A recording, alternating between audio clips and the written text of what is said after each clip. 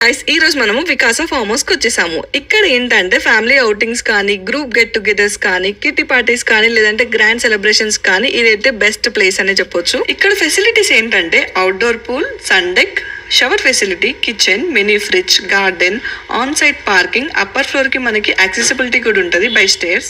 ఇక్కడైతే మంచిగా kids friendly environment ఉంటుంది. 24/7 సెక్యూరిటీ కూడా ఉంటుంది. డైనింగ్ హాల్ అయితే చాలా పెద్దగా ఉంటుంది.